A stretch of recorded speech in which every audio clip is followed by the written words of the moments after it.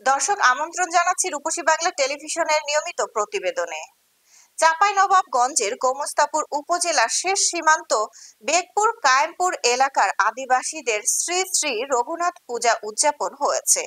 বেগপুর শ্রী শ্রী আল ঠাকুর রঘুনাথ মন্দির আয়োজিত মঙ্গলবার দিনব্যাপী পূজা উদযাপন হয়েছে।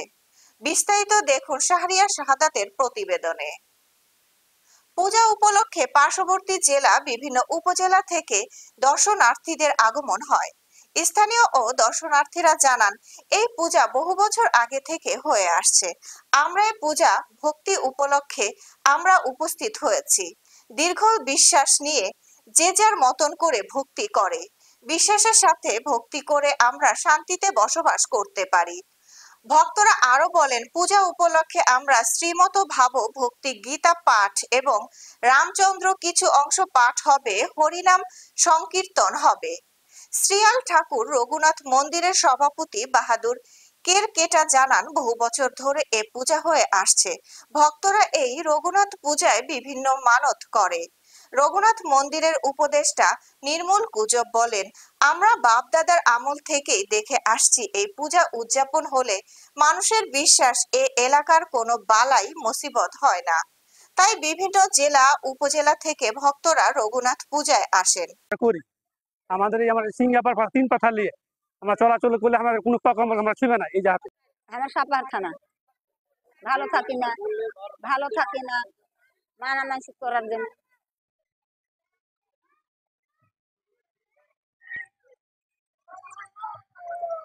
হরে কৃষ্ণ।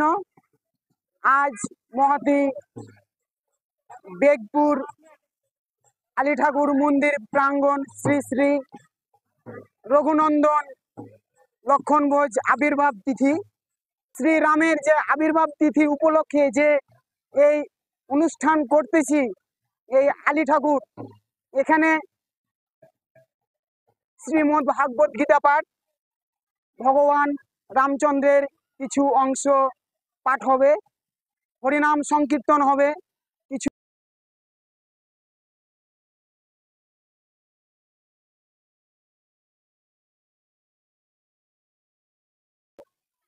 বৈশাখ মাসের প্রথম সপ্তাহে মানে প্রথম মঙ্গলবার বা চৈত্রের শেষে আমরা পূজাটা দিয়ে আসি, আগে থেকে দিয়ে আসি, বা ওই মঙ্গলবারকে দিন করে আমরা পুজোটা করে আসছি। মানে ব্রিটিশ থেকেই এটা হয়ে আসছে।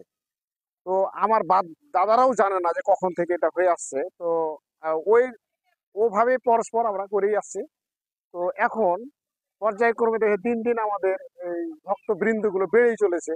তো হরে কৃষ্ণ। এখানে পুরাতন ঐতিহ্য। এখানে ত্রেতা যুগের রামের আবির্ভাবের সময় এখানে পুরাতন আমাদের কৃষ্টি কালচারের যে রাম অবতার হয়েছিলেন তারই ঐতিহ্যটা এই রঘুনাথ ঠাকুর আমাদের আলী ঠাকুরে আবির্ভাব হয়েছিলেন বহুত বহুত আগে। এখানে আমরা এখানে ফুল পুষ্প দিয়া অর্পণ করি। আর এখন বর্তমানে বহুত বছর পর আমাদের হয়, তারপর পদবলি কীর্তন হয়, আর এই রঘুনাথের পূজা হয়, পুরোহিত দিয়া সবকিছু করা হয়। আর